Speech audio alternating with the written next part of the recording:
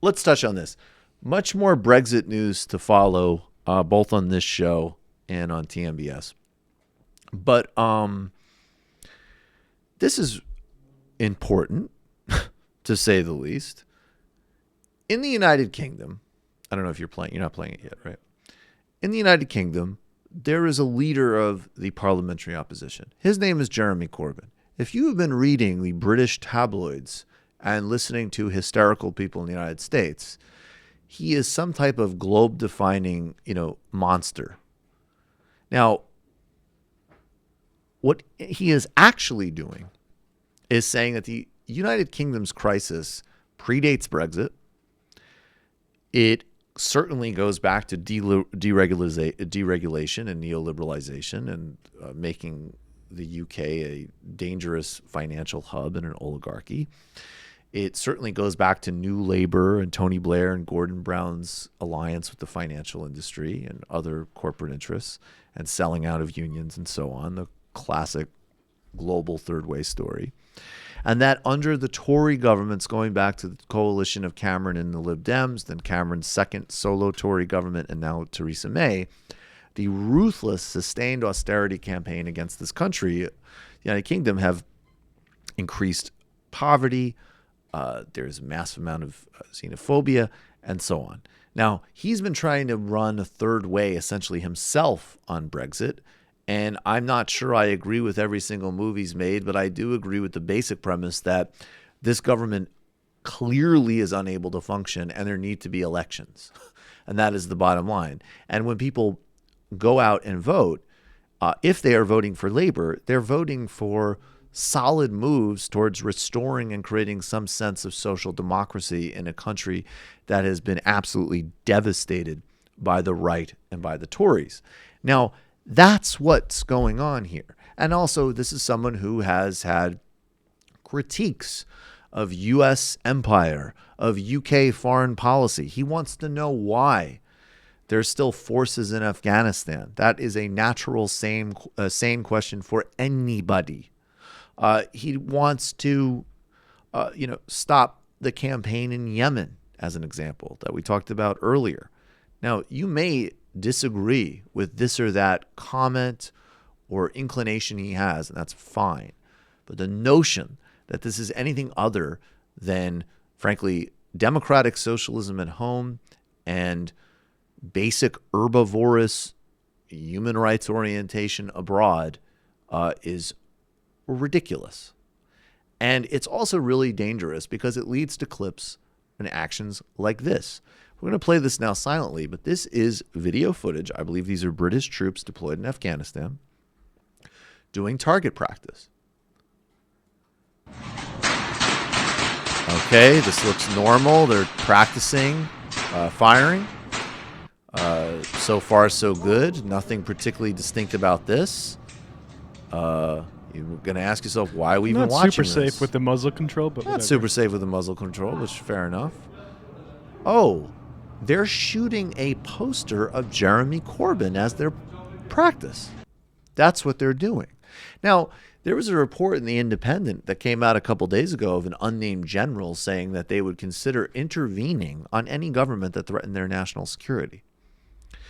There were reports in the 70s that a coup was seriously considered, and I believe in the beginning stages of planning were acted upon by the UK military against a Labour government in the 70s. So, this is really serious. And I think one of the most extraordinary things about the UK, at least in terms of presentation, some of it is as simple as here's just a frontline politician who wants to tax oligarchs, and that is a total brain meltdown for the entire, essential order that's run the world for the last couple of decades. Okay, so that's 99% of it.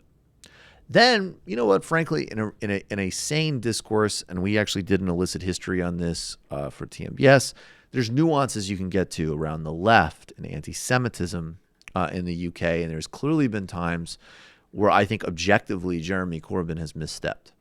Now, then that gets equated, though, with a vicious campaign of which people like Tony Blair and Gordon Brown are actively a part of to, as in here, as in the United States, equate any and all criticism of Israel with an act of anti-Semitism, and in fact, criminalize and try to silence the speech of those who object to an apartheid state in Israel.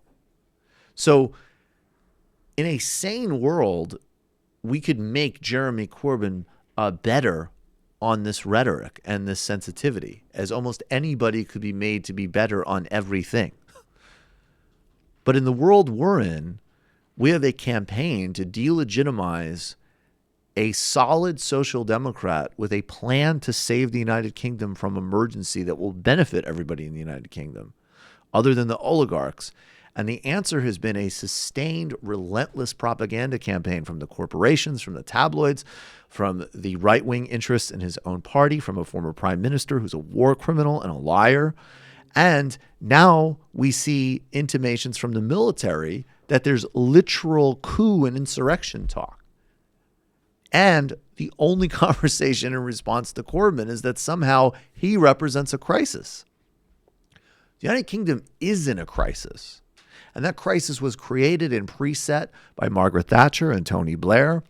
And it has been blown up by David Cameron, and as well as blown up and extended by Theresa May, but also, frankly, blown up in her face because she's completely unable to handle it.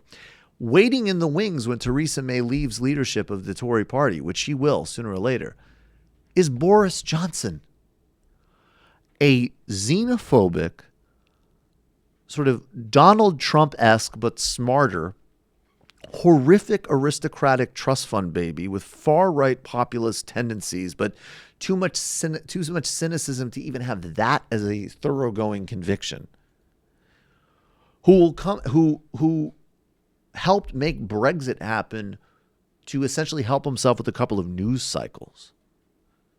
And you will see, as Tony Blair did the other day, say that Boris is a very compelling campaigner and Labour should dump a leader who has overwhelmingly won the support of his party again and again and again and again, and actually pulled off an incredible campaign performance a couple of summers ago with the entirety of the UK establishment smearing and lying and attempting to destroy him, while he doggedly came out and said things like, no, we should protect the NHS, and we should actually move into new, incredibly innovative and amazing proposals that he and John McDonnell have put forward on things like workers' ownership and democratizing the economy. So we need to get Corbyn elected prime minister, and then we need to be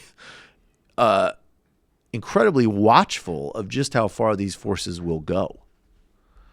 We'll get to Brazil and Lula in a couple of minutes. I mean, the obvious example there, but apparently in today's world, these echoes might ring out in places that people like to talk about as a sort of fully developed democracy. Well, read about the Spanish Civil War. Read about